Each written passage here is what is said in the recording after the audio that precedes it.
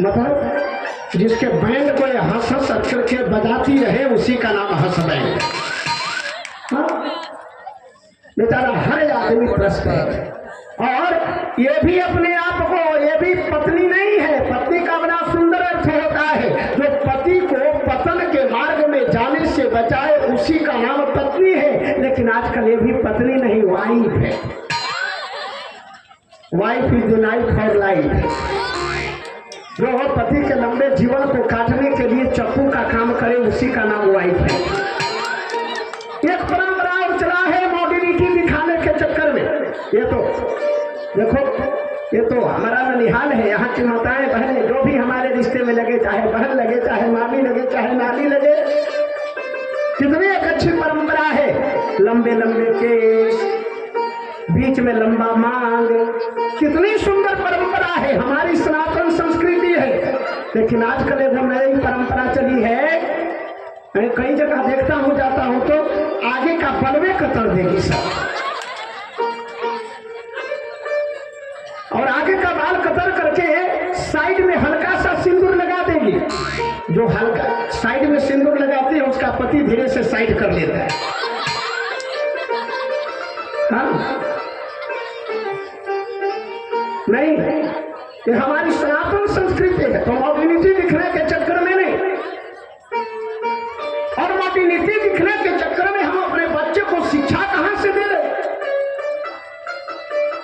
कैसी शिक्षा दे रहे हैं। जन्म लिया, जन्म लेने के उपरांत में जो ही 4-5 साल का हुआ, कॉन्वेंट विद्यालय, हॉस्टल में रखना प्रारंभ किया। धीरे धीरे संवेदना उसकी मरती जा रही है। वो ना माँ के साथ में है, न पिता के साथ में है, न दादा के साथ में है, न दादी के साथ में है, न भाई के साथ में है, हॉस्टल में है, जहां पर वह हाड़ मांस का मशीन बना हुआ है। उसके ऊपर डोज है, ये याद करके सुनाना। अरे बच्चे को ऐसा तैयार करो कि घर से निकले तो कभी बगीचे में भी दौड़े, कभी अपने संगी साथियों के साथ में कुश्ती भी करे। वो लड़का ज्यादा प्रतिभाशाली, ज्यादा शक्तिशाली होगा और ज्यादा माँ बाप की सेवा करने वाला होगा।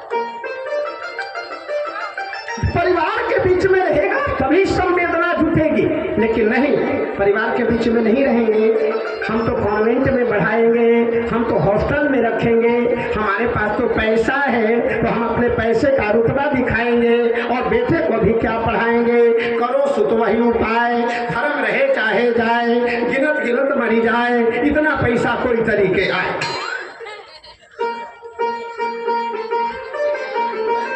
परिणाम स्वरूप क्या है?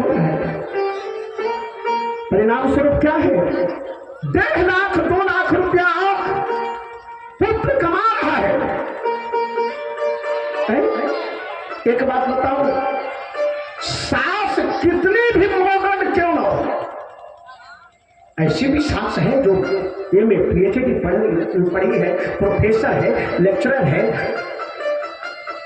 एसपी है, दरोगा है ना, ऐसी भी सास है। वो कितने भी क्यों न मॉडर्न हो, दुनिया के हर सास की इच्छा होती है हमारी बहू सेवा,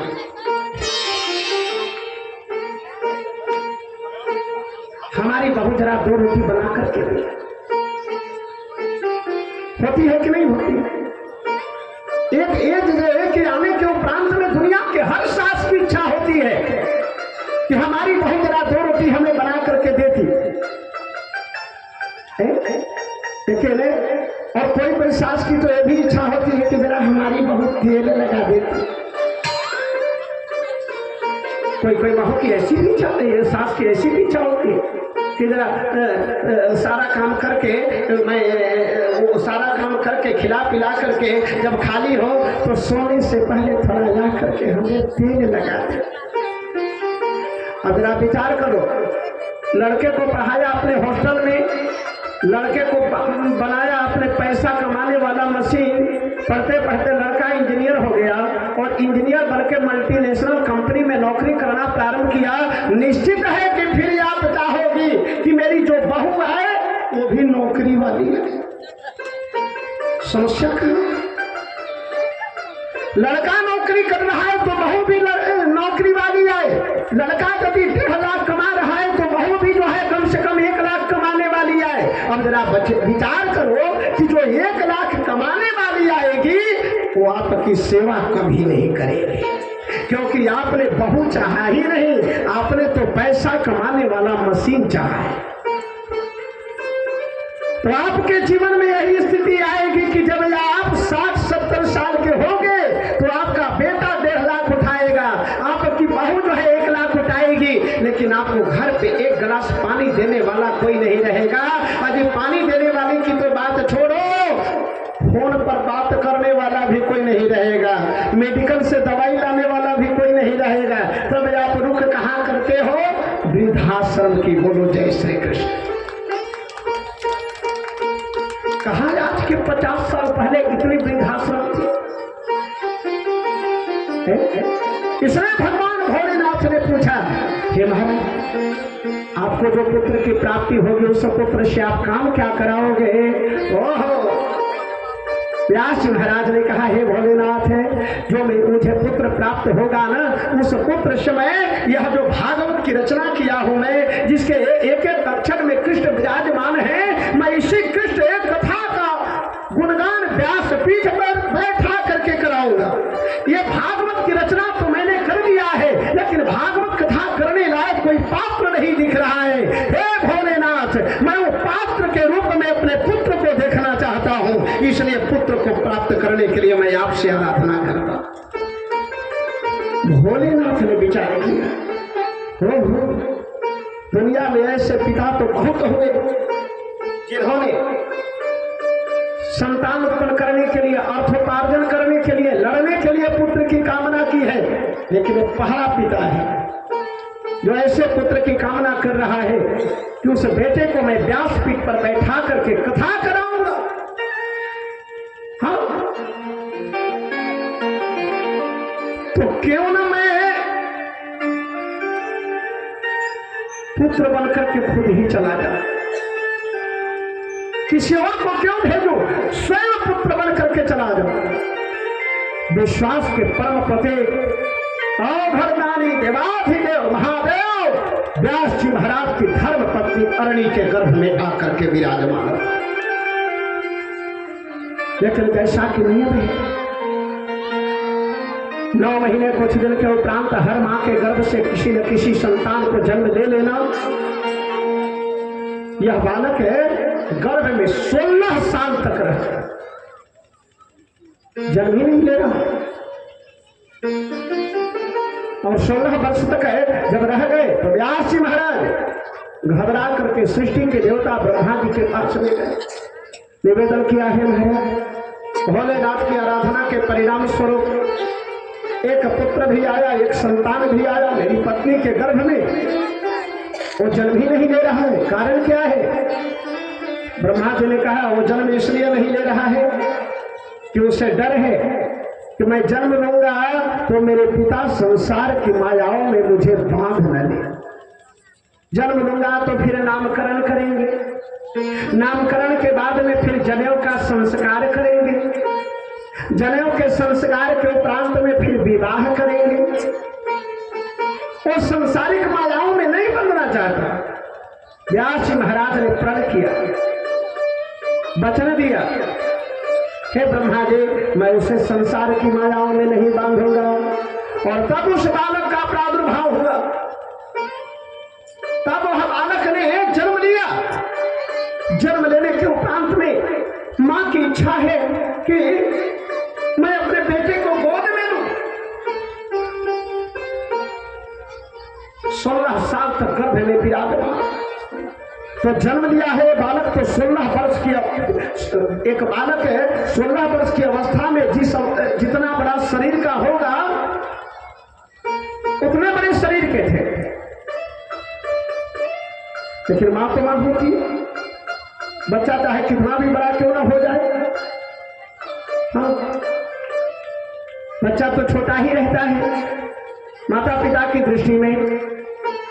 मां की इच्छा हुई कि मैं अपने गोद में लूं, पिता की इच्छा हुई कि मैं नामकरण कर दूं, जनेऊ का संस्कार कर दूं।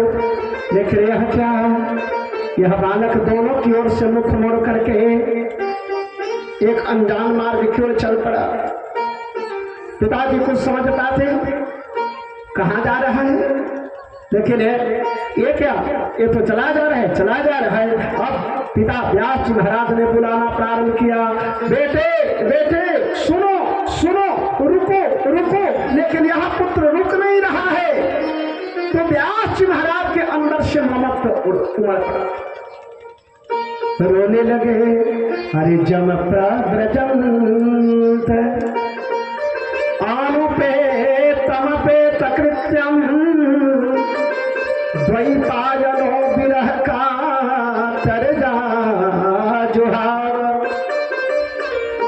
पोत्रेति तन्मयतया तरवोभिने दोष तम सर्वभूत हृदयम मोनिमान। तो इसमें आगे आगे हर पुत्र भागा जा रहा है, पीछे पीछे व्यास जी महाराज हाँ पुत्र पुकारते हुए चले जा रहे हैं। बेटा एक बार भी नजर घुमा करके नहीं देख रहा है।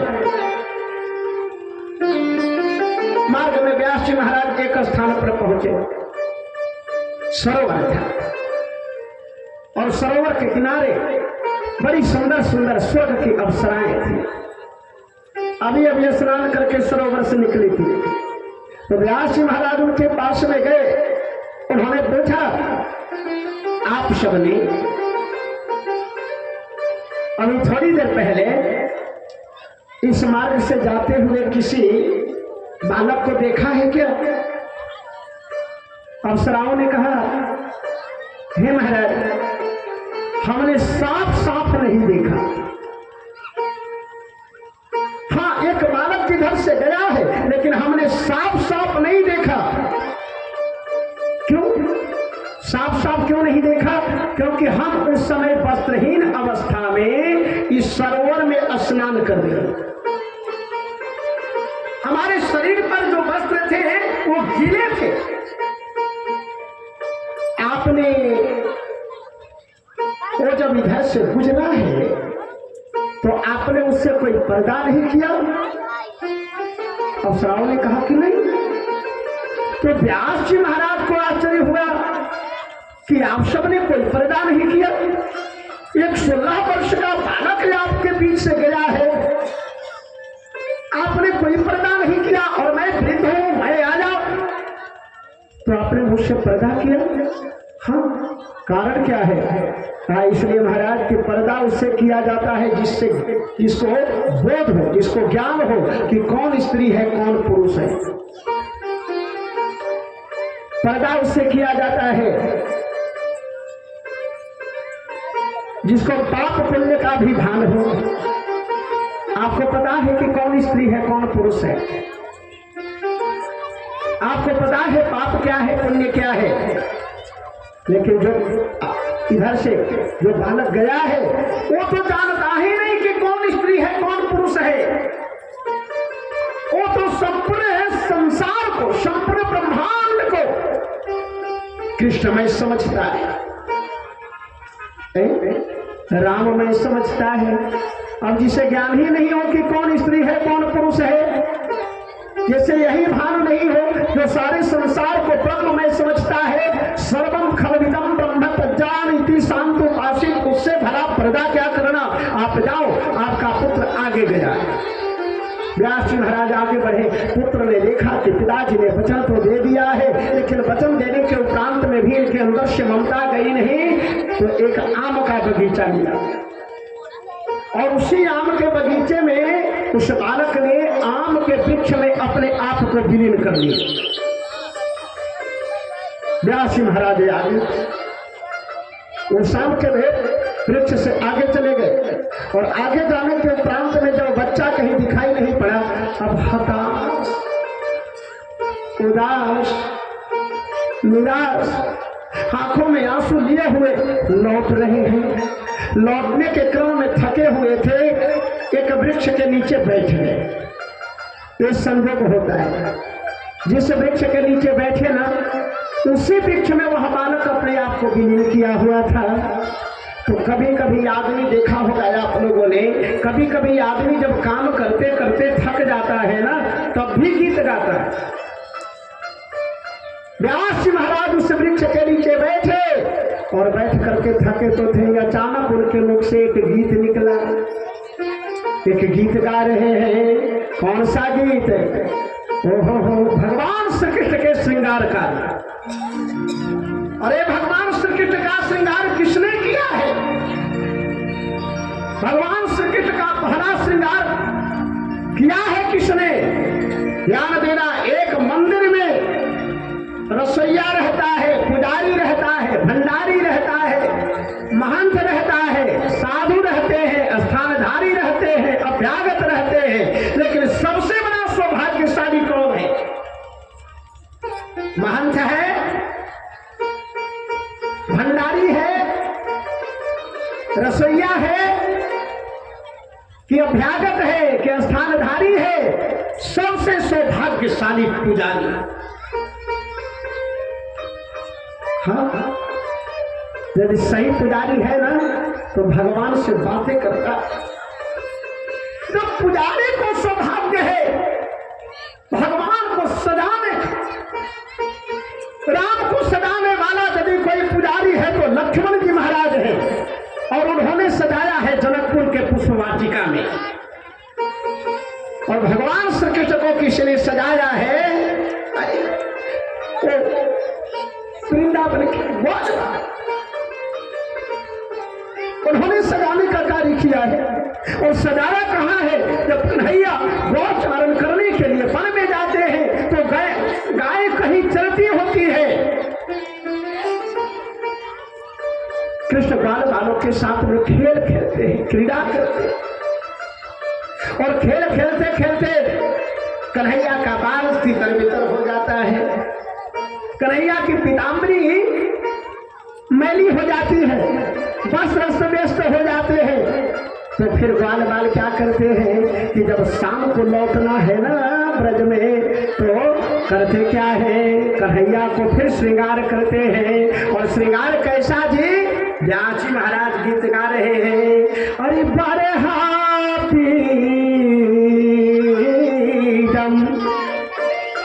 नटवर बपो है कर्णयो कर्णिकारम विप्रदवासः कनक कपिशम वैजयन्ती चमाला।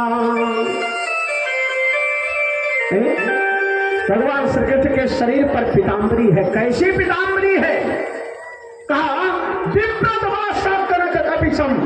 आकाश में जो बिजली कड़कती है, उसे बिजली कड़कती हुई बिजली के चमक को भी जो लज्जित कर दे, ऐसा कृष्ण अपने शरीर पर पीली पीताम्बरी धारण कर। विप्रदवासः कनक कपिशम। और गले में माला किसकी है? वैजयंती के पुष्प का।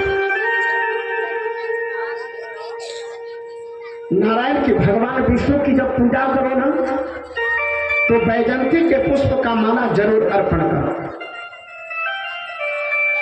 बड़ा प्रभावकारी होता है और नारायण बड़े प्रसन्न होते हैं। वैजयंती चमाला।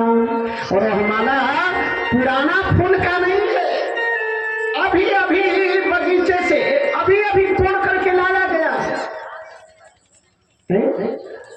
वैजयंती का ही माला धारण क्यों करते हैं नारायण जी?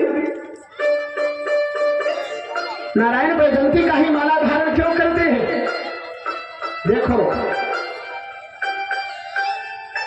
एक बात यदि हम अध्ययन करें, गौर करें, सारे पुष्पों में सबसे कोमल पुष्प कौन सा? जितने पुष्प है सारे पुष्पों में से सबसे कोमल पुष्प कौन है? आप कहेंगे सरसों का, तीसी का, लेकिन नहीं, सारे पुष्पों में सबसे कोमल पुष्प है कमल है। कमल है, कोमल है, इसलिए तो उसका नाम कमल है। तो कहेंगे कमल से भी कोमल पुष्प है, होगा,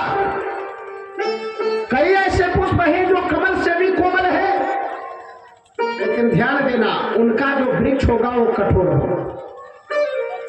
फूल तो गुलाब का भी कोमल है, लेकिन उसका डंठल कितना कड़ा होता है, और डंठल में कांटे भी होते हैं।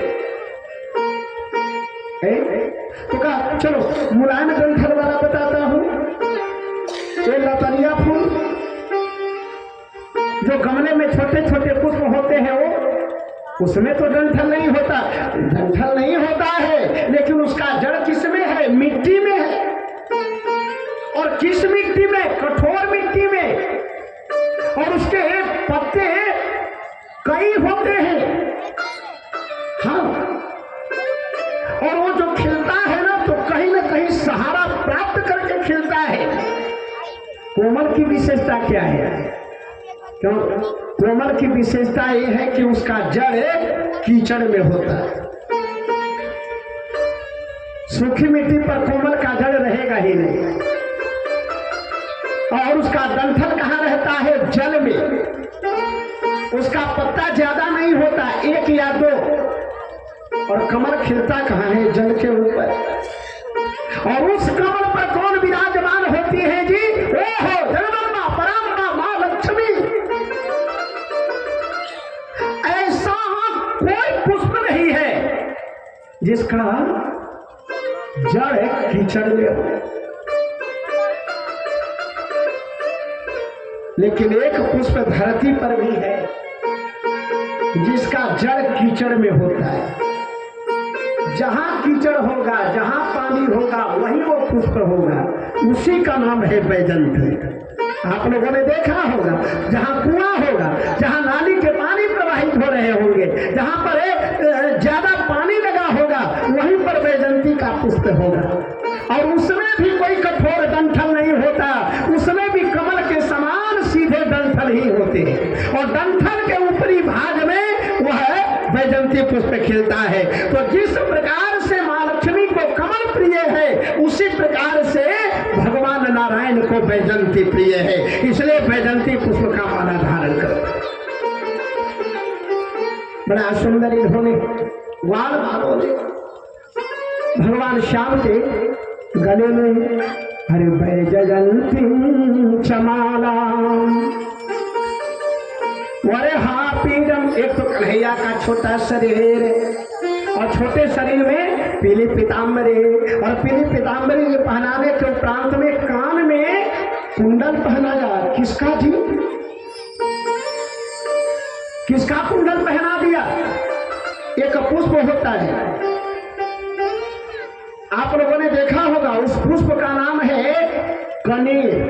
जैसे माताएं बहनें कान में अब धीरे धीरे परंपरा मिटी है, अब वो आभूषण जरा कम दिखाई देता है, नहीं तो पहले उस आभूषण का बड़ा नाम था।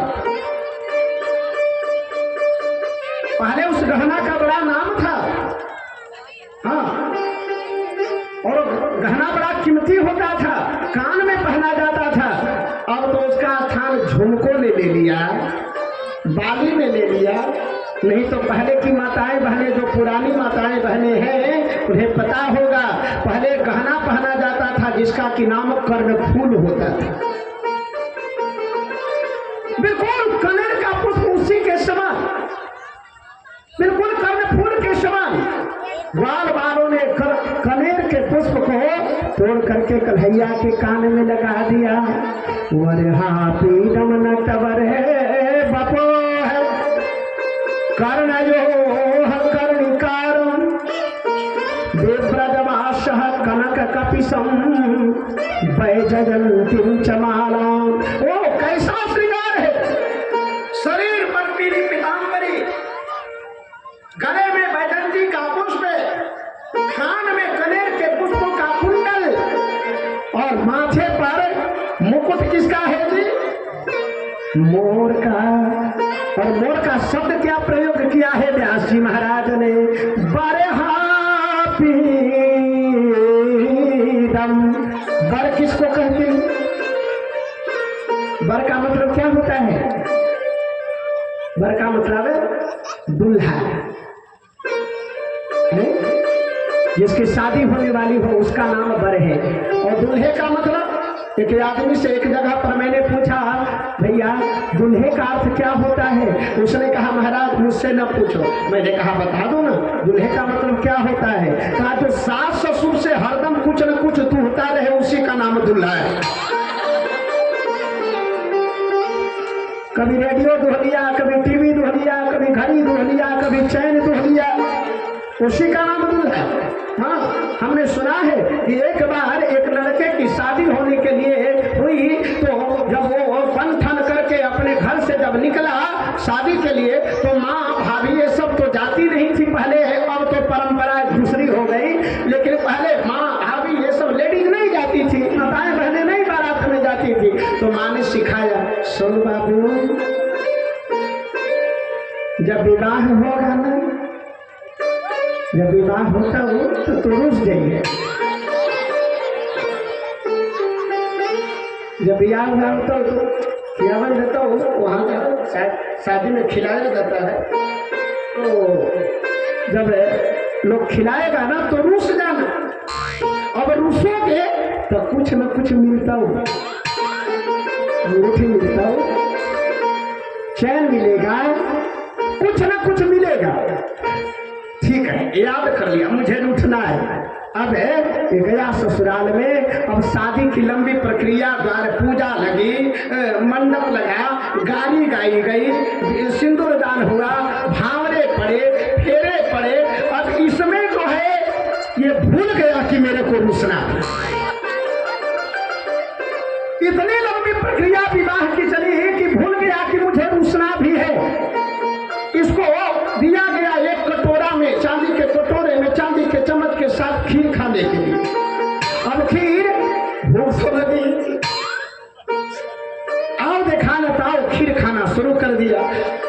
आधे से ज्यादा जब खीर खा गया तब माँ की बात याद आई, अरे मेरे को तो रुसना था और मैं आधे से ज्यादा खीर खा गया।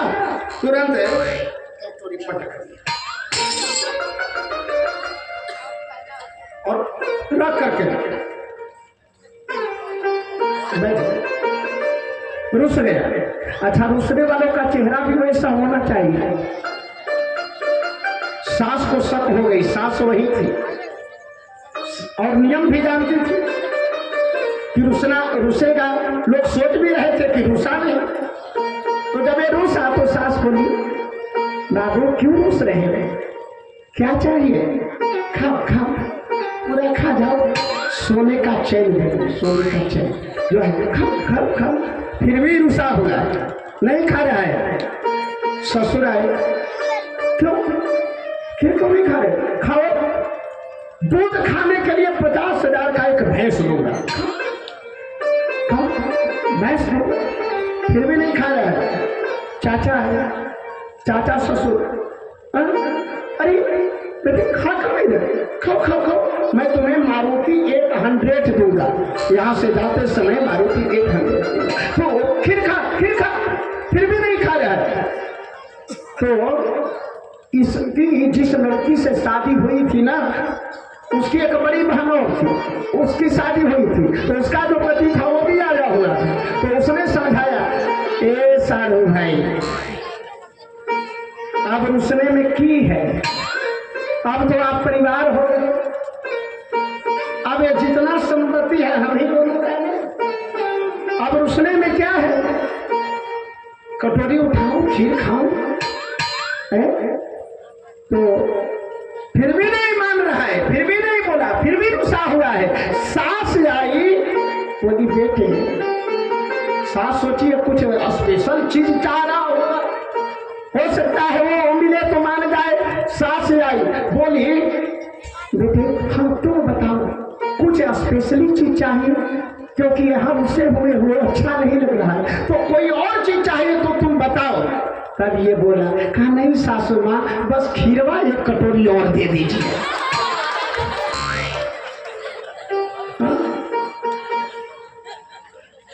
एक परंपरा चल गई, दूल्हा हरदम सास ससुर से कुछ ना कुछ दुहता रहे, उसका नाम दूल्हा नहीं। दूल्हे का एक नाम बर है। बर का मतलब जब चल रहा है विवाह करने के लिए तो बहुत सारे लोग हैं, लेकिन सर्वश्रेष्ठ तो वही है, इसलिए बर। हाँ, और ध्यान देना, जब से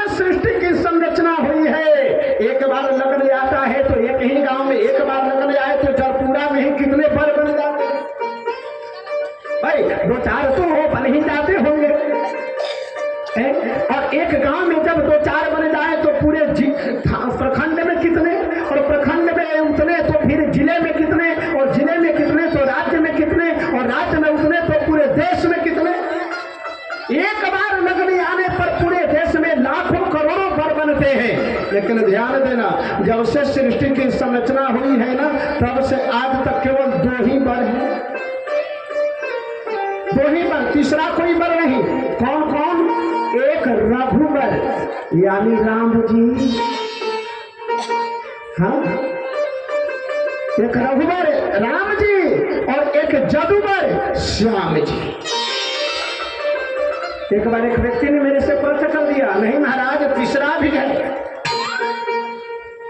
केवल रघुवर और जदुवर नहीं, तीसरा भी वर है। मैंने कहा कौन? कहा अकबर, इसमें भी वर लगा हुआ है। मैंने कहा ऐसे केवल शब्दों का सामंजस्य करना है, तब तो एक चीज में और वर लगा हुआ है। वो किसमें? मैंने कहा गोबर, उसमें भी तो वर लगा हुआ है। नहीं, वास्तव में वर यदि कोई है तो बस 2, लेकिन सत्य में वर कौन है? मोर भी एक वर है। भगवान मोर पंख को अपने मस्तक पर क्यों धारण करते हैं? क्योंकि इस 84 लाख शरीरधारियों में मोर और मोरनी ही एक ऐसे जीव हैं बिना संजोग किए गर्भ धारण मोरनी करती है। हाँ, और भगवान का संदेश है कि जिसने वासना पर विजय प्राप्त किया, फिर मैं उसे मस्तक पर धारण कर लेता हूं। इसलिए मोर पंख को भगवान अपने मस्तक पर धारण करते। वरहापीडम नटवर बपो कर्णजो कर्णिकारम देव्रजवासः कनक कपिशं वैजयन्तीं च मालाम्। ये श्रृंगार है हमारे श्याम सुंदर का। और श्याम सुंदर दिन भर गोचारण करने के उपरांत में जब संध्या को ब्रज में लौट रहे हैं, ओहो, आगे आगे गाय, पीछे पीछे सारे ग्वाल बाल, और बीच में कन्हैया अपने आधार पर मुरली को धर करके और बंसी बजाते हैं। रंधान धर सुधा पुरगन गोप वृंदारण्यम स्वपदरमण प्राविशद कीर्ते हैं। चलते समय कन्हैया ने बंसी बजाई, और जब ही बंसी की आवाज ब्रज में विराजमान रहने वाली गोपियों के कानों में आया, सारी गोपियां कन्हैया, उधर कन्हैया की बंसी बज रही है और इधर गोपियां अपने अपने घरों से निकल करके कन्हैया के स्वागत में गीत गा रही है। हाँ, सब गीत गा रही है।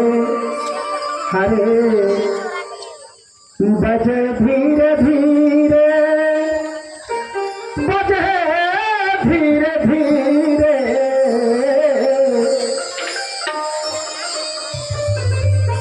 श्याम तेरी बंसी बजे धीरे धीरे, श्याम तेरी बंसी बजे धीरे धीरे।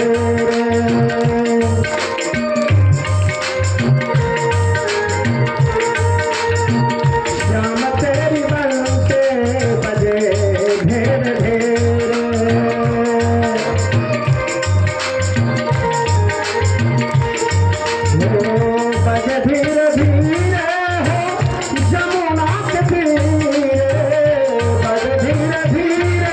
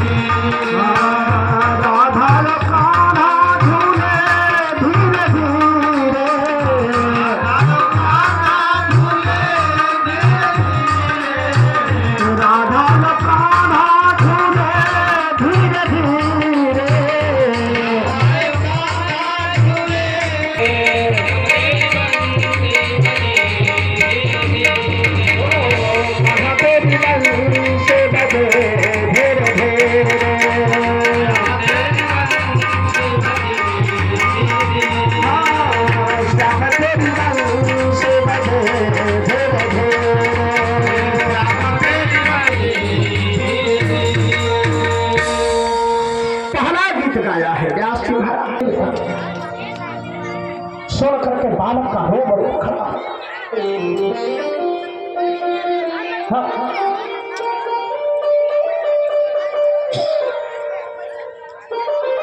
देखो हर चीज का नशा।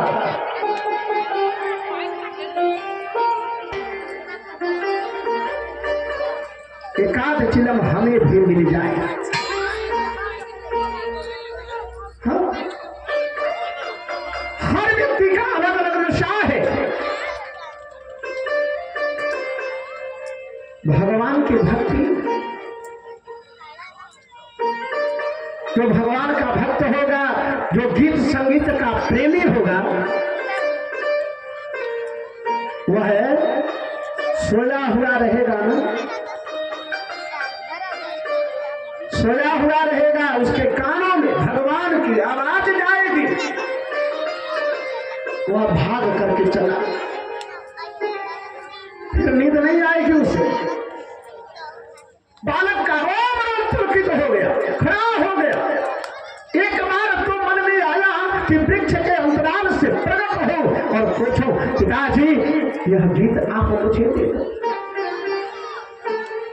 लेकिन फिर विचार करना प्रारंभ किया कि नहीं, अरे कन्हैया है बड़ा सुंदर, लेकिन वो पीताम्बरी धारण करता है, मैं तो लंगोटी भी धारण नहीं करता। किसी दिन पीताम्बरी के लिए रुस गया तो मैं क्या करूंगा। है बड़ा आकर्षक, लेकिन कन्हैया बंसी बजाता है, मैं तो कमंडल भी नहीं लेता। कहीं बंसी घूम हो गई और बंसी ढूंढना प्रारंभ किया तो मैं क्या करूंगा। है बड़ा सुंदर, है बड़ा आकर्षक, लेकिन अपनाने में थोड़ी समस्या है। और तब तक व्यासी महाराज ने दूसरा गीत गा दिया। गौर करना, भागवत का बड़ा मूल्यवान श्लोक है। हरि अहो तकीयम शतन काल को तम जे खान सया पाय जद प्रसादे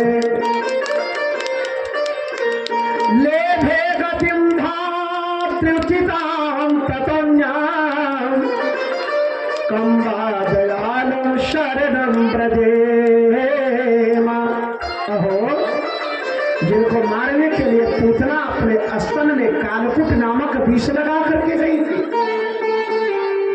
विष पिला करके कन्हैया को मार डालूंगी, और ऐसी पूतना को भगवान कृष्ण ने उसका स्तन पान करके मारा तो, लेकिन मारने के बाद में भेजा कहां?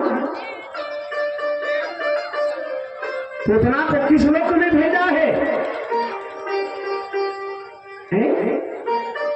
जिस लोक में पालने वाली मां जसोदा को भगवान कृष्ण ने बाद में भेजा है, उस लोक में पूतना को पहले ही भेजा। क्यों भेजा भाई? कितना सुंदर भाव है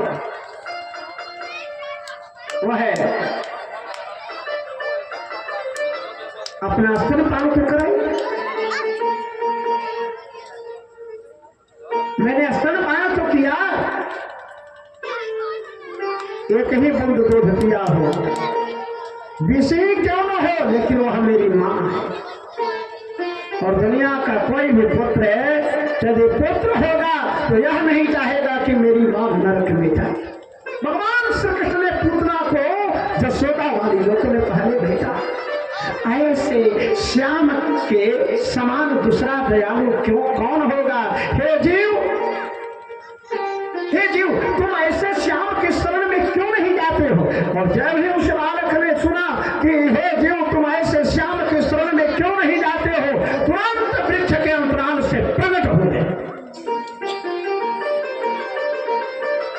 व्यास महाराज की आंखें दबदबा गई।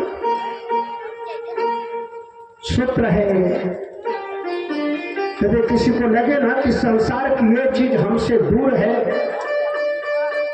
कोई भी चीज, पद प्रतिष्ठा धन दौलत परिवार, जिसको भी लगे कि ये चीज की हमारे जीवन में कमी है, भगवान का गुणानुवाद करना प्रारंभ, भगवान का गुणगान करना प्रारंभ करो। दुनिया की कोई भी ऐसी चीज नहीं होगी जो आपके चरणों में लोटना प्रारंभ नहीं करे। हाँ, और उसका दूर नहीं हो, उसका जीता जागता प्रमाण नहीं। जरा देखो किस परिवार से हो, क्या अस्तित्व है, और जहां पर हमारी जन्मभूमि है, किससे मेरा घर छिपा हुआ है? कितनी संपत्ति के मालिक है वो लोग? हमारे माता पिता दूसरे के यहां चाकरी करने वाले। क्या विषाद है कि जो है किसी के सामने खड़े होने का भी ये नहीं, लेकिन ये भगवान की गुणानुवाद का परिणाम है। ये राम कथा और भागवत कथा का परिणाम है कि जिनके सामने हमारे किसी कोण के खड़े होने की औकात नहीं, आज वो भी आकर के वंदन कर रहे हैं। ये राम गुणानुवाद का प्रभाव है। और जब ये समझ में आ जाए ये राम जी का प्रभाव है, राम कथा का प्रभाव, क्या क्या नहीं देता है प्रभाव। एक बात और ध्यान देना कि परमात्मा आपके जीवन में जितनी इच्छा होती है उतनी ही नहीं देता। आप जितने जीवन में जितनी आकांक्षा करते हैं, अपनी इच्छा फैलाते हैं, मन को फैलाते हैं, भगवान उतना देता। हाँ, कभी मैं ही वो बालक कि जब रानीपुर हाई स्कूल में पढ़ने के लिए जाता था तो सोचता था 50 पैसा 1 रुपया कहां से मिले। आज एक बार खूब लग रहा है तो 1.25 महीने में जाकर के 10 लाख 15 लाख साधुओं को खिलाने में खर्च हो जाएगा। आप अपने आप को ठाकुर जी के चरणों में समर्पित करके तो देखो। हाँ, बहुत से लोगों की आदत है दरवाजे पर यदि कोई एक आदमी आ गया ना तो घर से नहीं निकलेंगे। क्यों? चाय पिलाना पड़े, कुछ खिलाना पड़ेगा। नहीं, अपनी आदत बनाओ, ऐसा व्यवहार बनाओ कि यदि दरवाजे पर कोई आ गया ना, कर्ज भी लेकर के उसे चाय पिलाओ। कर्ज भी लेकर के आए हुए अतिथि का सम्मान करो। ठाकुर जी तुरंत कृपा करना प्रारंभ करेगा और ये ऐसी स्थिति करेगा कि अरे ये तो अतिथियों का स्वागत कर्ज लेकर के कर रहा है, तो इसे ऐसी स्थिति में बनाओ ताकि इसे किसी के सामने कर्ज लेने की आवश्यकता।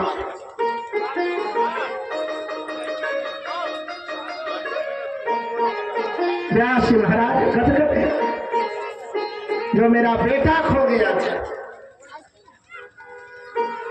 वो भगवान के गुणानुवाद करने से मिल गया।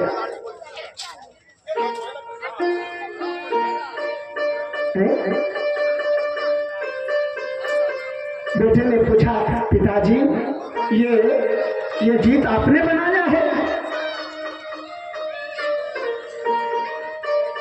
हाँ, तो पिताजी ये गीत आप कृपा करके मुझे दे दो। व्यास महाराज ने कहा, बेटे ऐसे ऐसे यदि 1-2 गीत बनाए होते तो मैं प्रदान कर दिया होता, लेकिन ऐसे ऐसे 1-2 नहीं बल्कि 18,000 गीतों का निर्माण किया है। 18,000 गीतों को प्राप्त करने के लिए आपको कुछ दिन मेरे पास में रहना पड़ेगा। इधर से गए थे तो आगे आगे वो बालक, पीछे पीछे पिता, अब लौट रहे तो आगे आगे पिता, पीछे पीछे वह बालक। आश्रम पर आए, मारनी देखी, प्रसन्न हो गई, मेरा बेटा वापस आ गया। व्यास महाराज ने कहा, सावधान रहना, पिता पुत्र का आगमन नहीं हुआ है बल्कि गुरु और शिष्य का आगमन हुआ है। व्यास महाराज पढ़ाने लगे और बालक पढ़ना प्रारंभ किया। 12 वर्ष तक भागवत का अध्ययन किया। आजकल तो भागवत अध्ययन लोग कर ही नहीं रहे। हम भागवत कथा के नाम पर केवल मनोरंजन नहीं, ये समुद्र है। देखो राम कथा जितनी हुई है सभी पर्वत पर। भगवान शिव ने जगदम्बा पराम्बा मां पार्वती को जो राम कथा सुनाई पर्वत पर, कहां पर? कैलाश पर। काकभूषुंडी जी महाराज ने गरुड़ जी महाराज को जो कथा सुनाई पर्वत पर। कौन सा पर्वत? नीलगिरी पर। जागवल्लभ जी महाराज ने भारद्वाज जी महाराज को जो कथा सुनाई है वो भी एक पर्वत। कौन? तीर्थराज प्रयाग में जाकर के देखो, वहां पर भी एक ऊंचा टीला।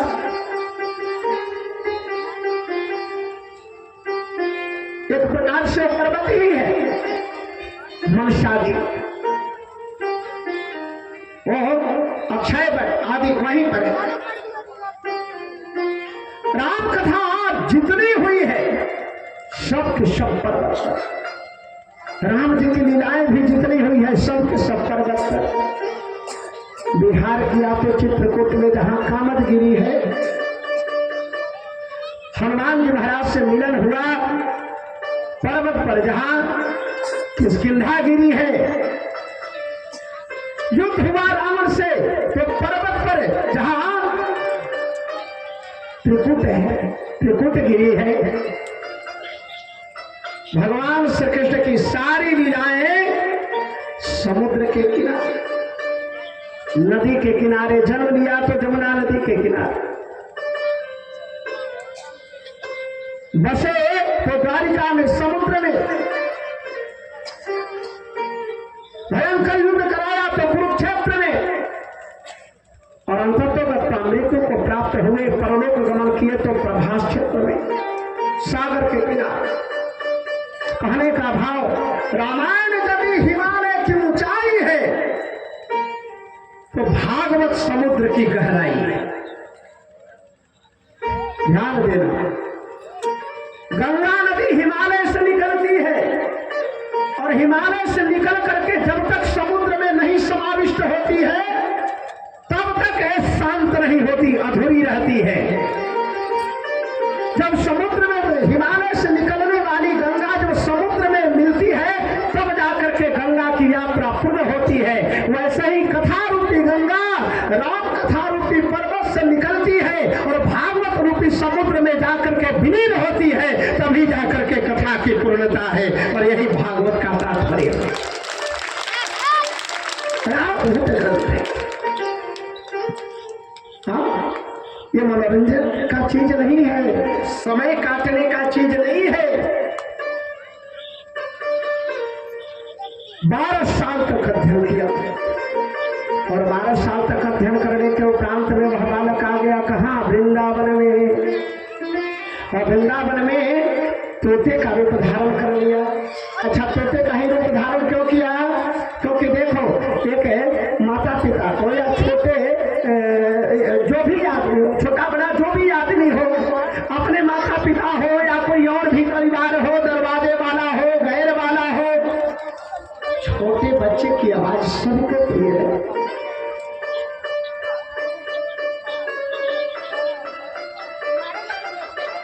जो बालक कह तो तेरी बाता। कोई बालक यदि तोतरी वाणी में कुछ बोलता है, ईमानदारी से बताना माँ बहनों, कितना अच्छा लगता है, मन करता है। देखो, संतान जन्म देने का असली सुख माँ बाप को कब मिलता है? अरे भैया, बच्चा बड़ा होगा, दुष्ट निकलेगा, लायक निकलेगा कि नालायक निकलेगा, कौन जानता है? लेकिन जिस समय छोटा बच्चा है और छोटी अवस्था में जो बच्चा तोतली वाणी में बोलता है, माता पिता को उस समय जो आनंद की अनुभूति होती है ना, वो आनंद की अनुभूति पूरे जीवन में कभी नहीं होती, चाहे जो बोले। और जिस प्रकार से छोटे बच्चे तोतली वाणी में बोलते हैं ना, बिल्कुल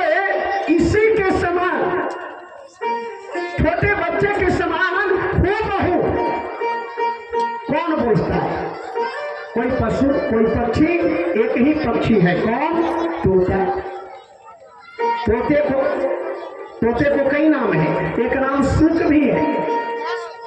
यह बालक चला गया वृंदावन में और वृंदावन में तोते का रूप धारण कर लिया, सुख का रूप धारण कर लिया और सुख का रूप धारण करके वहां पर जहां पर भगवान श्री कृष्ण ने श्री राधिका रानी और अनंत गोपियों के साथ में दिव्य महाराज किया है, उसी निकुंज में जाकर के रटना प्रारंभ किया।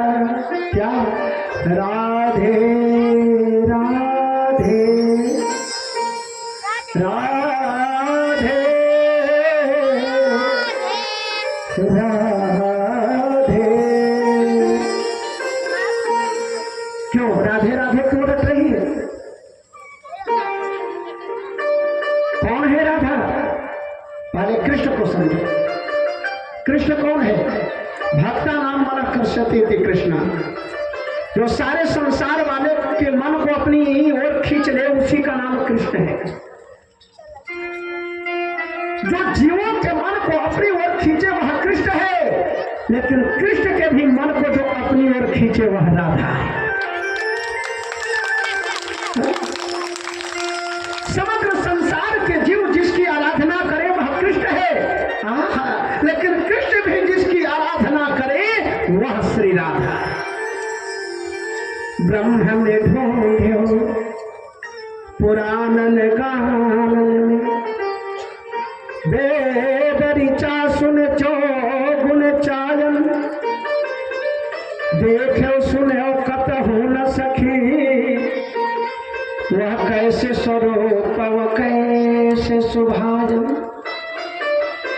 हेरत हेरत हेरी परो रस खानी बता दो न दो गल गलायन, देखा डोरी वह कुंड कुटीर में पैठी पलटते राधिका पायल। भगवान कृष्ण भी राधिका जी के चरण दबाए। और लोग कहते हैं ना राधिका जी कृष्ण की प्रेमिका थी। कौन कहता है प्रेमिका? प्रेमिका नहीं थी। राधिका जी वह तत्व है कि कृष्ण राधिका जी की आराधना करते, आह्लादनी शक्ति है।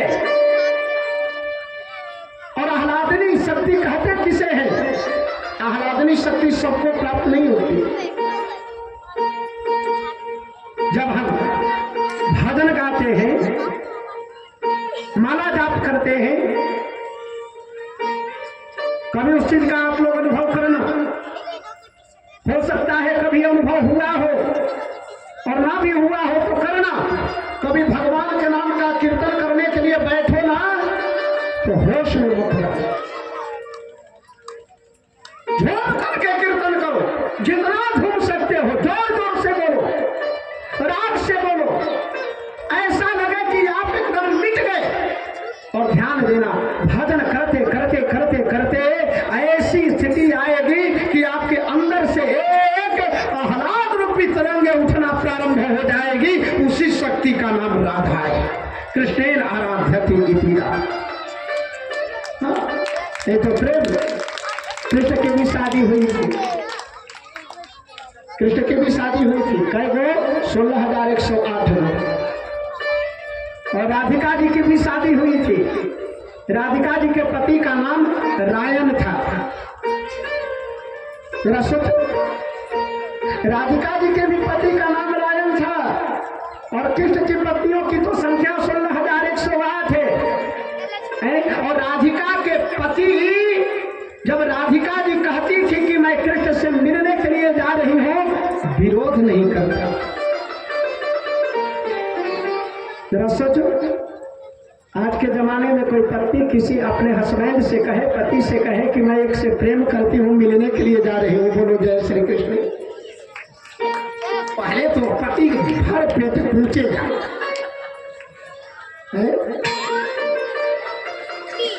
उसके बाद कहेगा जा जा तू उसी के साथ जा। देखते हैं आजकल कैसा कैसा न्यूज सुनने को मिल रहा है।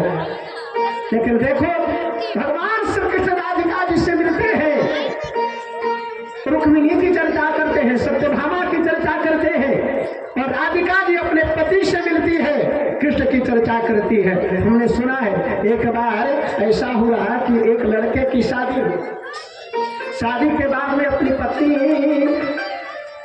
से पहली बार मिला ना, तो कहने लगा तू ही मेरी ज्योति हो, तू ही मेरी रोशनी हो, तू ही मेरी चांदनी हो। ये तो प्रशंसा में कह रहा है भाई, तू ही मेरी रोशनी हो मतलब जीवन की रोशनी, तू ही मेरी ज्योति हो मतलब मेरे जीवन में अब आगे क्या जो रास्ता है ज्योति हो, राह दिखाने वाली, तू ही मेरी चांदनी हो मतलब हमारे जीवन में अब शीतलता प्रदान करने वाली तुम ही हो। पत्नी भी दांव में आ गई, वो बोली तू ही मेरा सुरेश, तू ही मेरा रितेश हो, और तू ही मेरा गाजियाबाद वाला कमलेश हो, सुबह ही तुम्हारा।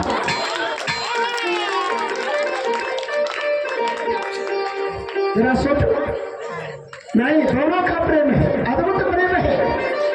राधा कृष्ण की जोड़ी जो है प्रेम की नहीं, प्रेमी प्रेमिका की नहीं है, एक दूसरे की आराधना करते हैं। तो ये बालक भी जा करके सुख का रूप धारण करके जानता है कि कृष्ण भी राधिका जी की आराधना करते हैं। कृष्ण को प्रसन्न करना है तो पहले राधे रानी की कृपा अपने ऊपर बरसे, जाकर के निकुंज में विराजमान होकर के रटने लगे।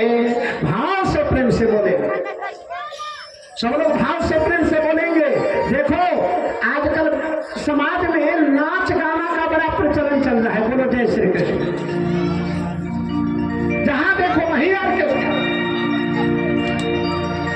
जिधर देखो वहीं कथा में इतनी भीड़, ऑर्केस्ट्रा में 4000 की भीड़। हाँ, और बूढ़े बूढ़े भी जा करके देखते हैं, बोलो जय श्री कृष्ण। कथा के लिए दरवाजे दरवाजे घूमो तो 21 रुपया चंदा, 11 रुपया चंदा, वो भी 3 दिन बाद, बोलो जय श्री कृष्ण। और ऑर्केस्ट्रा के लिए आधे घंटे में 1.5 लाख चंदा, बोलो जय श्री कृष्ण। ये कलयुग नहीं तो और क्या है? जरा सोचो, और सब लोग जाकर के देखते हैं। ध्यान देना, ये भागवत कथा है, राम कथा है, यहाँ भी देखो ढोलक है, मृदंग है, तबला है, और शास्त्रीय संगीत में सबकी आवाज है। ये जब बोलता है ना, ये बोलवा देखो, बोला बोला देखो, इसका मतलब ठीक है, ठीक है, ठीक है, ठीक है, मतलब यहाँ आपका बैठना भी ठीक है, ठीक है, ठीक है, ठीक है, यहाँ आपका बैठना भी ठीक है, यहाँ आपका भजन गाना भी ठीक है, यहाँ आपका दान देना भी ठीक है, यहाँ आपका नाचना भी ठीक है। लेकिन यही बजवार के स्टोवों में बजता है, वहाँ बजता है, और ढोलक वाला कहता है ठीक है, ठीक है, ठीक है, ठीक है, मतलब धिकार है, धिकार है, धिकार है, धिकार है। हाँ, धिक है, धिक है का मतलब ये कह रहा है धिकार है, धिकार है। तो बगल में झाल वाला बैठा रहता है, पूछता है किनको, किनको, किनको, किनको, देखो पूछ रहा है किनको, किनको। तो जो नाचने वाला या नाचने वाली होती है ना, हाथ उठा करके कहती है जो जो भी मुझे देखने के लिए आए हैं, इनको, इनको, इनको, इनको, इन सबको धिकार है। और ऐसे आदमी, ऐसे ऑर्केस्ट्रा को लोग जा करके देखते हैं, आंखें फाड़ फाड़ करके देखते हैं, यहाँ दान देने में संकोच करते हैं, और वहाँ मन अनुसार दान देते हैं। नहीं, यहाँ बोलो, यहाँ जो भी करोगे सब ठीक है। हर निकुंज में विराजे घनश्याम राधे राधे, निकुंज में विराजे घनश्याम राधे राधे, निकुंज में विराजे घनश्याम राधे राधे, निकुंज में विराजे घनश्याम राधे राधे, घनश्याम राधे राधे, घनश्याम राधे राधे, राम राधे राधे, घनश्याम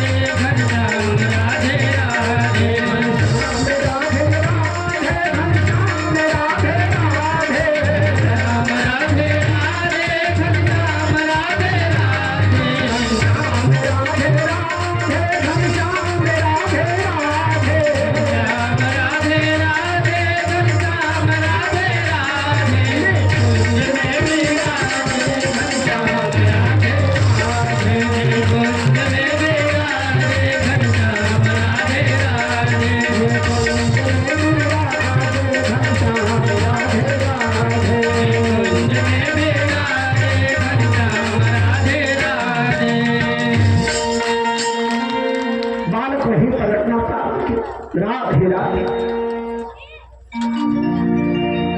एक दिन सचमुच में राधे रानी प्रकट हो गई। उस तोते को अपने बाएं हाथ और दाहिने हाथ से उस तोते के ऊपर हाथ किया। ऐसा लगा कि अपना संपूर्ण हृदय खोल करके वात्सल्य प्रदान कर दे।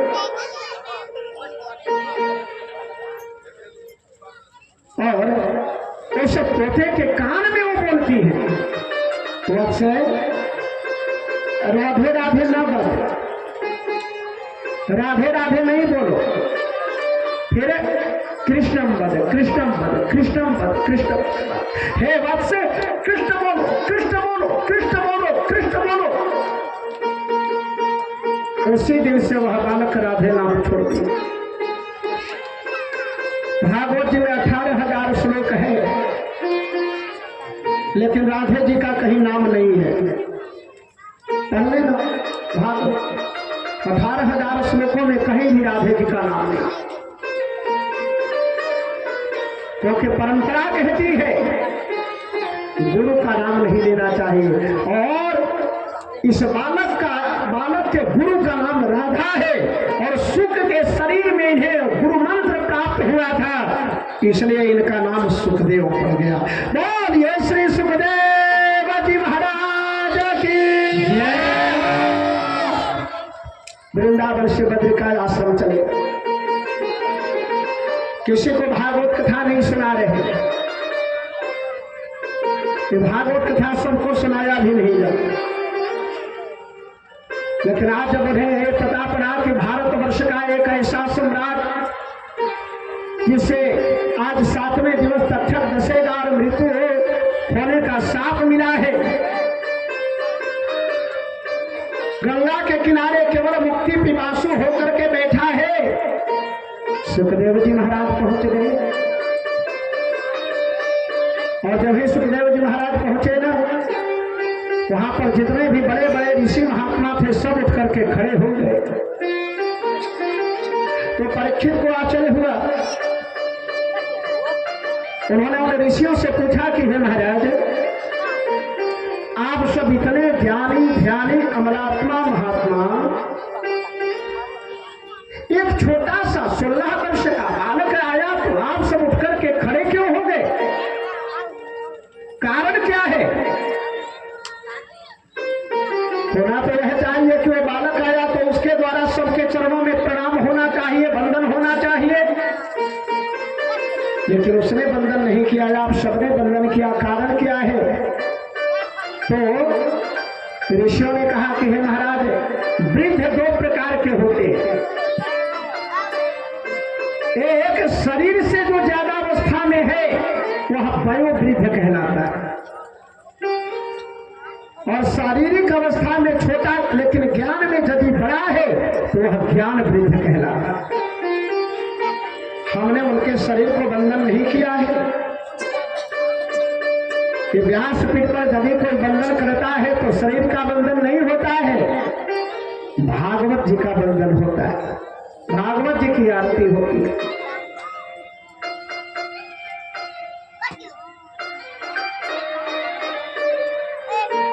बड़े ज्ञानी है और तुम्हारे अंदर जो प्रश्न है उस प्रश्न का समाधान वही करेंगे, उनसे प्रश्न करो।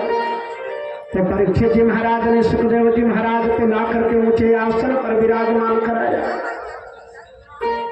और आसन पर विराजमान करा करके अपने आप को धन्यता की अनुभूति कर रहे हैं। बिल्कुल उसी प्रकार से आज परीक्षित अपने आप को परम धन्य मान रहे। कितना धन्य मान रहे हैं जी? उतना ही धन्य मान रहे हैं जितना यहाँ कथा करते हुए मैं अपने आप को बड़भागी मान रहा हूं। हाँ, अपने आप को सौभाग्यशाली मान रहा। कथाएं बहुत जगह किया है, पूरा राजस्थान, हरियाणा, और एक झोपड़ी से लेकर के बड़े बड़े मिनिस्टर तक, एक चपरासी से लेकर के बड़े बड़े IAS, IPS, सब लोग जानते कहते हैं बिहार का डीजीपी तक शिष्य बना अपना, बड़े बड़े उद्योगपति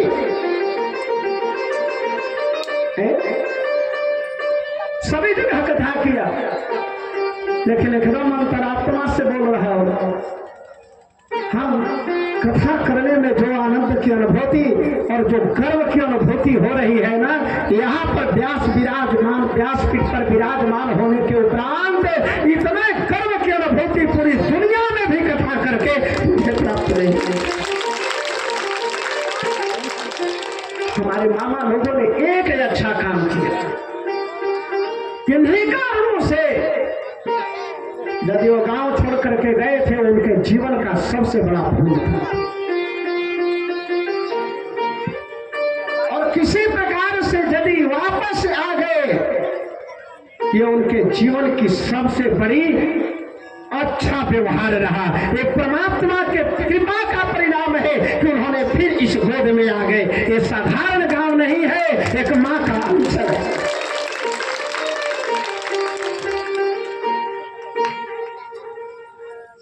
अच्छे लोगों का साथ नहीं छूटना चाहिए। आप जिसके साथ में जैसा व्यवहार करोगे वह वैसा ही व्यवहार करे। एक वाणी ने अंधे का पुत्र अंधा होता है। एक वाणी ने महाभारत करवा दिया। ध्यान रखो, महाभारत हिस्से के लिए नहीं हुआ है। कौन कहता है कि युधिष्ठिर धर्मराज युधिष्ठिर को हिस्सा न देने के कारण महाभारत हुआ? नहीं, हिस्सा तो उसने दे दिया था, पूरा इंद्रप्रस्थ दे दिया था। लेकिन इंद्रप्रस्थ देने के उपरांत में जब द्रौपदी ने दुर्योधन को यह कहा करके अपमानित किया,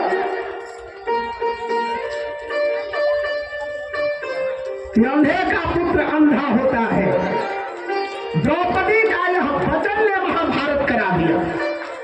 इसलिए ध्यान देना, जब किसी से व्यवहार करो, किसी के साथ में उठो बैठो और किसी के साथ में बोलो, तो पहले यह विचार करके बोलो कि हम किसके साथ में क्या बोल रहे हैं, किसके साथ में क्या व्यवहार होना चाहिए।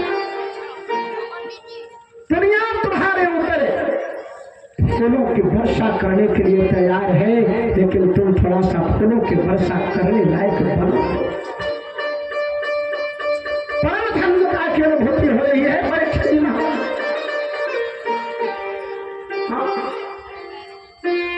प्रभु ने कहा, यहो पदम धन्यतमा नृपाणाम महत्तमानो ग्रहणीय शीला राज्याम कुला ब्राह्मण पाद शौचाद पुणे विशिष्टम गत कार्य कर्म। क्या है वाणी? याद करने लायक 19वें अध्याय का यह श्लोक है। अहो वयम धन्यतमा नृपाणाम, अहो आज मैं धन्य हो गया, मेरी मां धन्य हो गई, मेरा साथ कुल धन्य हो गया।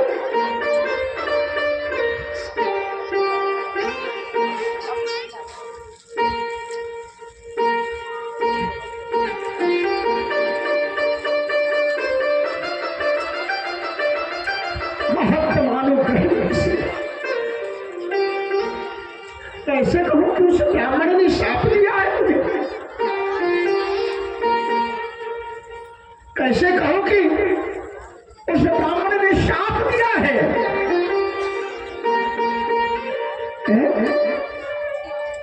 जिसके साप के कारण हमें सुखदेव जैसे गुरु की प्राप्ति हो गई, हम कैसे कहें उस ब्राह्मण ने हमको शाप दिया? ये शाप नहीं, यह वरदान है। हाँ, जितना भी अस्तित्व है। राज्याम कुलम ब्राह्मण ताप सौजा दूरे विशिष्टम पदकार करना। उन्होंने प्रश्न किया अतः परम सिद्धि योगिनां परमं गुरुं पुरुषस्य हयत कार्यं म्रियमाणस्य सर्वदा। हे गुरुदेव, अब आपसे एक प्रश्न है मेरा, आप बताओ जब यह जीव मृत्यु शैया पर विराजमान हो जाए तो क्या करना चाहिए? सुखदेव जी महाराज ने कहा दो काम करना चाहिए। क्या क्या? एक भगवान का नाम लेना चाहिए, मुख से भगवान का नाम, और मन से भगवान के स्वरूप का चिंतन। जब तक आप जियो गलत गलत जगह पर बहुत कम घूमना चाहिए, क्योंकि जब आप अंत समय में जाते हो ना तो सारे चीज कभी आप लोगों ने देखा होगा, सोचा होगा, बिताना होगा कि यदि आप टीवी देखो, पहले एक टीवी पर धारावाहिक आती थी क्योंकि सास भी कभी बहू थी, और बहुत सारी बताए बहने हमसे प्रश्न करें महाराज जब भी पूजा करने जाती हो ना तब वही टीविया वाला सिनेमा आ जाता है। तो मैंने कहा टीवी देखना छोड़ो, क्यों टीवी देखती हो? संसार में जहां जहां भी जाओगे, जब एकांत अवस्था में जाओगे, ध्यान लगाओगे तो वही चीजें आएगी। अंत समय में मन से भगवान का स्वरूप का ध्यान करना चाहिए और मुख से भगवान का नाम लेना चाहिए। लेकिन ध्यान देना, अंत समय में कुछ और तो मुख से आ सकता है लेकिन भगवान का नाम ध्यान नहीं आ सकता, क्योंकि जन्म जन्म मुनि जतन कराही अंतराम कहीं आवत नाही। जन्म जन्मांतर आप प्रयास कर लो फिर भी अंत समय में भगवान का नाम नहीं आएगा। कैसे आएगा? आप प्रयास करो सत्संग के द्वारा, भगवान के भजन के द्वारा, तो मन से भगवान का ध्यान और मुख से भगवान का नाम। उन्होंने प्रश्न किया अच्छा महाराज कभी भगवान को देखे हो तब ना भगवान का ध्यान करें, भगवान को हमने देखा ही नहीं तो भगवान का ध्यान कैसे करें? तो कहा भगवान को नहीं देखा लेकिन भगवान ने जो बनाया है उसको तो देख रहे हो। ये नदी किसने बनाई? आकाश किसने बनाया? पहाड़ किसने बनाया? ये वृक्ष किसने बनाया? ये सब किसने बनाया? अथते भगवान लीला योग माये पब्रंहिता है, ये सारे के सारे भगवान ने बनाया। तो परीक्षित ने प्रश्न किया कि भगवान ने संसार को बनाया कैसे? और तब सुखदेव जी महाराज ने कथा वर्णन करना प्रारंभ किया। सबसे पहले मंगलाचरण किया, संकीर्तन कराया और फिर सृष्टि का वर्णन करना प्रारंभ किया। जिस प्रकार से सृष्टि का वर्णन हुआ वो चर्चा किया। स्वयंभू मनु की उत्पत्ति हुई, स्वयंभू मनु की, और स्पीड में जो है मैं भाग रहा हूँ। भागवत कथा आप लोगों ने सुना है और कम से कम 6 घंटा मिले तब कहीं जा करके कुछ बिंदुओं पर प्रकाश डाला जा सकता है। ये 3-4 घंटे में हमारी तो बस की बात नहीं है, तो बहुत तेजी से भाग रहा हूँ, अन्यथा मत लेना।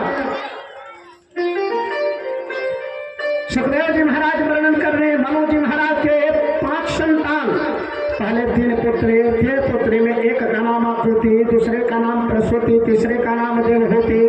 आकृति का विवाह रुचि प्रजापति से, प्रसूति का विवाह दक्ष से और देवहूति का विवाह कर्दम ऋषि से। आकृति का विवाह जो रुचि प्रजापति से हुआ उनके यज्ञ भगवान आदि पुत्र हुए। प्रसूति से 27 पुत्रियां और कई हजार पुत्र।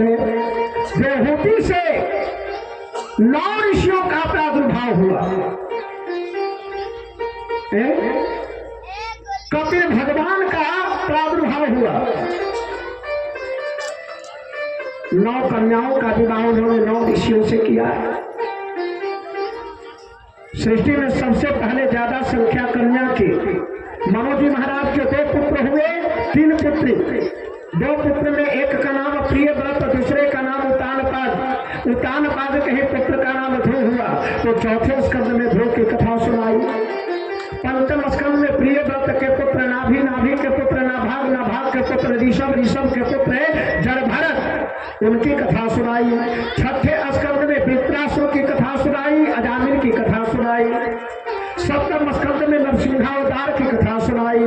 अष्टम स्कंद में गज गजेंद्र की कथा सुनाई। कली अवतार की चर्चा सुनाई, जो कल मैं कहने का प्रयास करूंगा। 9वें स्कंद में आया। क्योंकि पुनरावृत्ति है, इसलिए मैं तेजी से भागा। उन्होंने कहा देखो परीक्षित है, सृष्टि के प्रारंभ में कहीं कुछ नहीं था, चारों तरफ जल ही जल था। उस जल में नारायण शयन किए हुए थे। जल का एक नाम है नार, और नार में शयन करने के कारण भगवान का नाम पड़ा नारायण। प्रारंभ में नारायण एक ही थे। नारायण के मन में इच्छा हुई कि मैं एक हूँ अनेक हो जाऊं, तो नारायण के नाभि से कमल निकला और उसी कमल पर ब्रह्मा जी की उत्पत्ति हुई। ब्रह्मा के पुत्र हुए मरीचि, मरीचि के पुत्र कश्यप, कश्यप के पुत्र विवस्वान यानी सूर्य, और सूर्य के पुत्र हुए मनु, जिनका नाम वैवस्वत मनु है। हम संकल्प पढ़ते हैं भाई, पूजा तो आप सब लोग कराती है कि नहीं कराती है? आप लोग कराते हैं ना? और पंडित जी महाराज जब जाते हैं पूजन कराने सत्यनारायण भगवान का, मंत्र जब पढ़ते हैं तो आप लोगों ने गौर किया है क्या क्या कहते हैं? मंत्र का मतलब, संकल्प का मतलब क्या है? हम किस समय में वो कार्य करने जा रहे हैं उसका संकल्प। तो मंत्र क्या है? हरि ओम विष्णुर विष्णुर विष्णुर आर्यावर्ते जम्बूद्वीपे भारतवर्षे भरतखंडे वैवस्वत मनवंतरे श्वेत वाराह कल्पे बौद्धावतारे कलि युगे कलि प्रथम चरणे। अब जो महीना, जो पक्ष, जो दिन, जो समय किसी नदी का तट, किसी ग्राम में हो रहा है, वो सारा हमने बोला और अंत में कर दिया करी सैत। संकल्प हो वैवस्वत मनवंतरे, हम सभी वैवस्वत मनवंतर में हैं। पुरुष का नाम वैवस्वत मनु और स्त्री का नाम शत्रुपा। राजधानी अयोध्या है। बहुत काल तक राज्य किया, कोई संतान नहीं। तो संतान सुख से वंचित होने के कारण मनु जी महाराज ने अपने गुरु वशिष्ठ जी महाराज से निवेदन किया, गुरुदेव मेरा कोई संतान नहीं, मैं तो राज्य कर लिया, लेकिन मेरे उपरांत इस राज्य का उत्तराधिकारी नहीं होगा।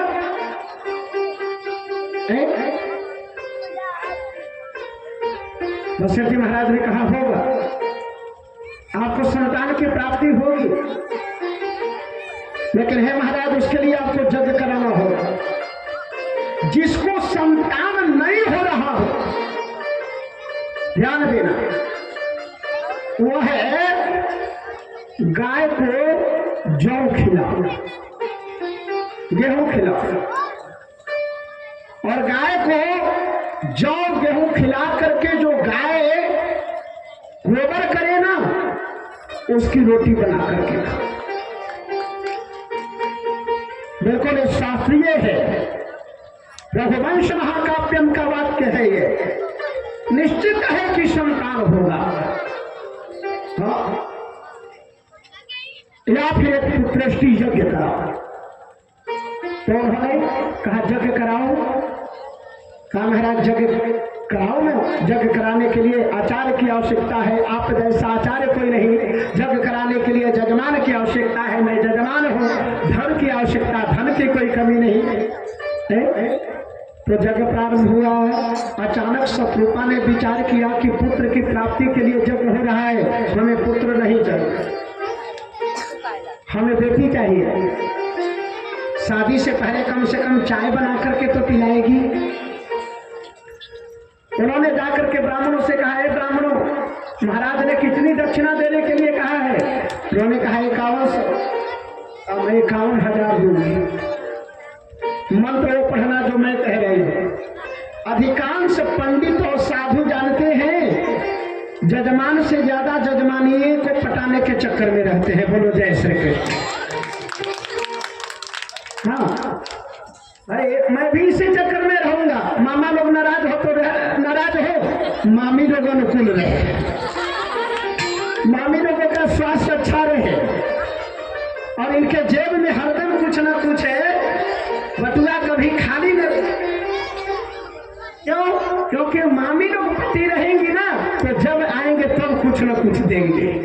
वो ब्राह्मण दरवाजे पर जाएगा, एक बार जजमान कहेगा लो महाराज 500, लेकिन 1 महीने के लिए मत आना। लेकिन जजमानी हरदम घरे पर तो रहेगी। जजमान लोग तो बालू घाट में जाएगा, कांटा पर जाएगा। जजमानी लोग घर रहेगी, मामी लोग घर रहेगी, तो जब जाओगे तभी कुछ न कुछ देगी। उन्होंने ब्राह्मणों ने सोचा चलो महाराज पटे या ना पटे, इनको खुश रखना है, महारानी को खुश रखना है। उन्होंने जग में ऐसा मंत्र का पाठ किया कि समय आने पर महाराज ने चाहा था कि लड़का हो, पुत्र हो, और यहाँ पुत्र के बदले पुत्री हो गई।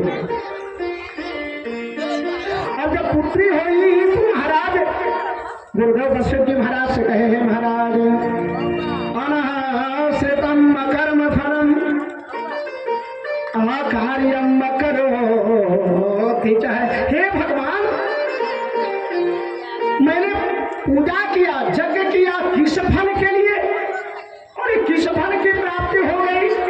मैंने चाहा पुत्र और पुत्र के बदले पुत्री उत्पन्न हो गई, ये तो मैंने चाहा नहीं। तो वशिष्ठ जी महाराज ने भी विचार किया, ऐसा कैसे हो गया, उल्टा फल कैसे हो गया? ध्यान लगा करके देखा तो उन्होंने कहा, हे महाराज, इसमें गलती आपकी पत्नी की है। उन्होंने ब्राह्मणों को मिला करके ऐसे मंत्र का पाठ करवाया है कि कन्या की प्राप्ति हो। महाराज तो रोने लगे, नहीं महाराज, मुझे तो बेटा चाहिए, इसलिए कि राज सिंहासन पर बैठाना है। वशिष्ठ जी महाराज ने कहा, चिंता मत करो, मैं इस पुत्री को ही पुत्र बना दूंगा। और उस कन्या को ही वशिष्ठ जी महाराज ने पुत्र बना दिया।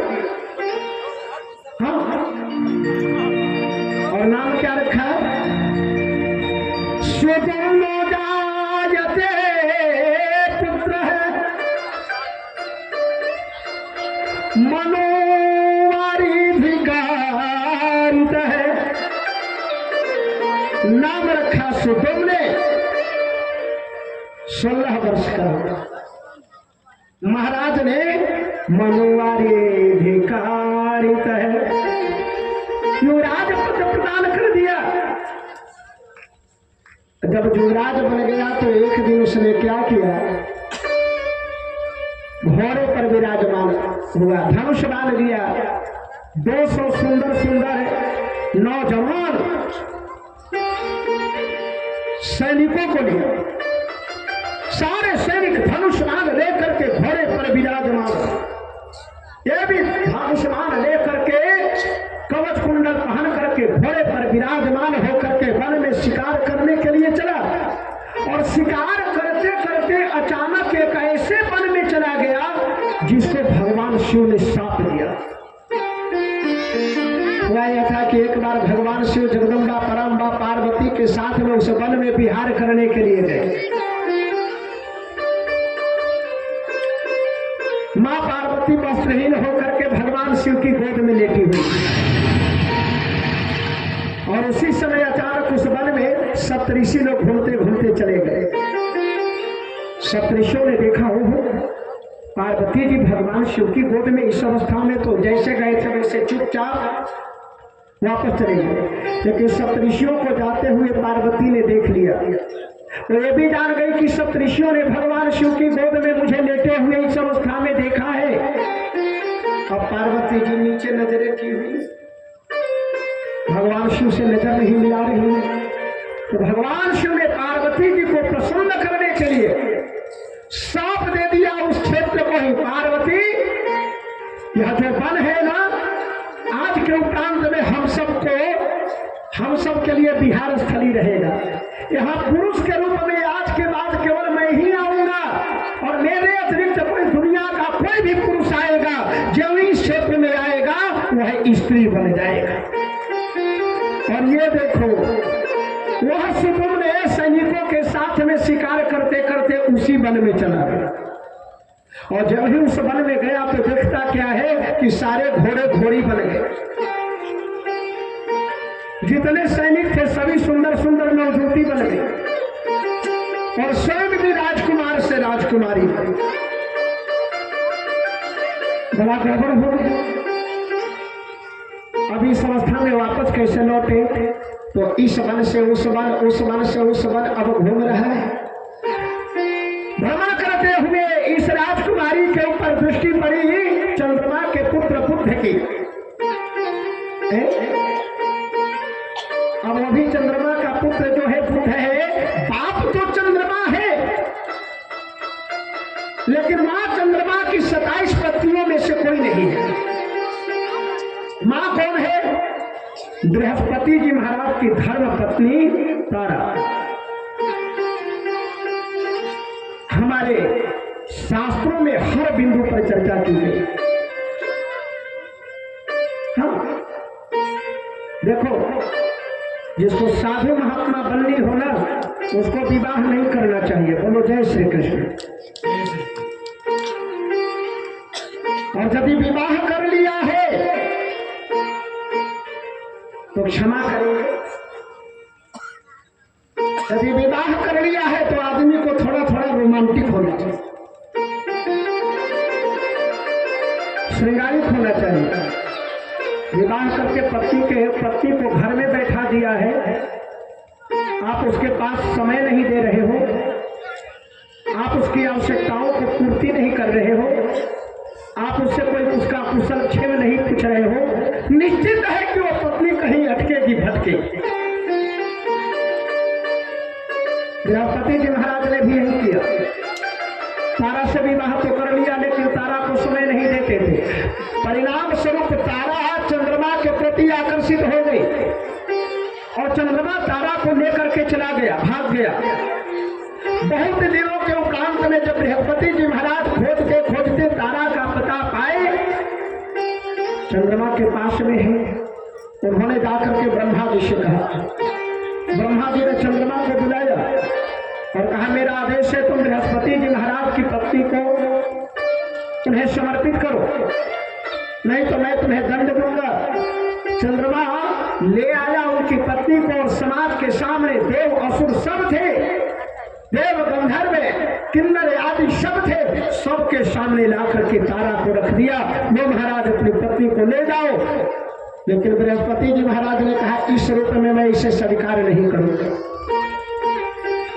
क्योंकि तारा उस समय गर्भवती थी, ये गर्भ धारण कर चुकी है। इसके गर्भ में जो संतान है उस संतान का यदि ये परित्याग कर दे तो मैं इसे स्वीकार करूंगा।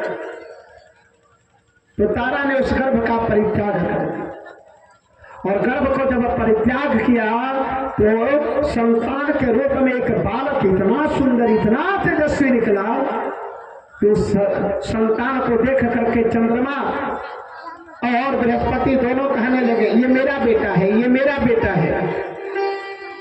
तो ब्रह्मा जी ने तारा से पूछा कि तू सच सच बता ये किसका बेटा है?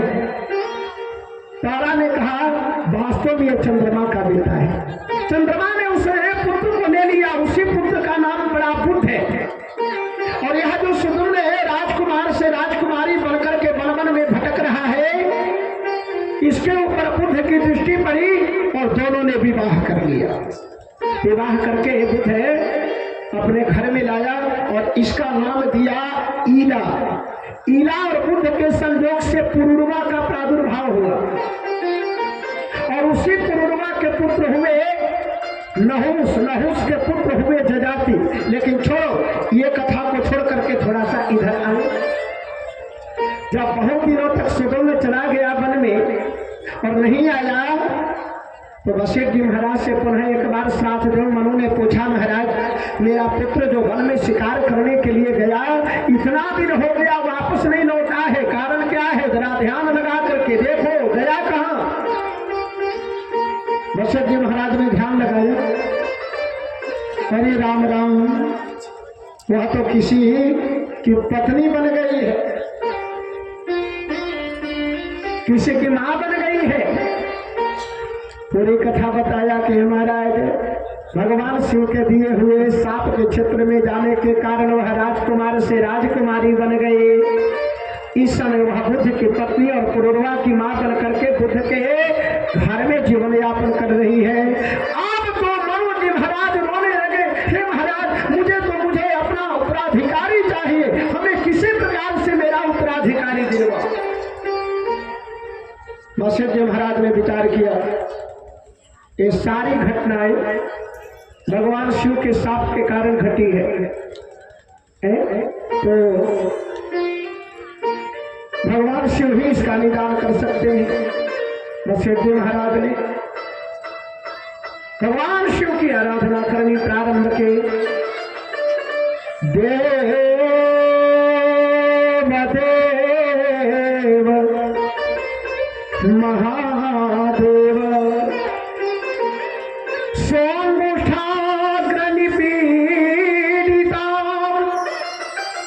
त्राहिणः शरणापन्नः अस्त्रैलोक्यदहनादिशम्।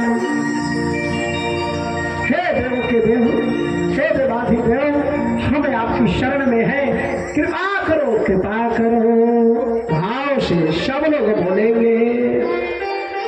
अच्छा, एक निवेदन है आप लोगों से, प्रार्थना। आज जन्म है और नाना जी से भी मैं दो चार लोगों से मैं कह दिया कि आज थोड़ा सा विलंब होगा। आप लोगों से मैं केवल समर्थन चाहता हूँ कि थोड़ा सा समय लो, तो कोई समस्या तो नहीं है भाई। रोज से आधा घंटा यदि ज्यादा समय लो, कितने लोग ये समर्थन दे रहे हैं? जरा हाथ उठाना जी। वाह, ठीक है, जय हो। कौन? ये बाल कृष्ण भगवान की जय हो। भाव से प्रेम से सब लोग बोलेंगे, हरि से गिरी से पुरारी, इस गिरी से पुरारी हमारी सुधि ले लेना। इस गिरी से पुरारी हमारी सुधि ले लेना। इस गिरी से पुरारी हमारी सुधि ले लेना।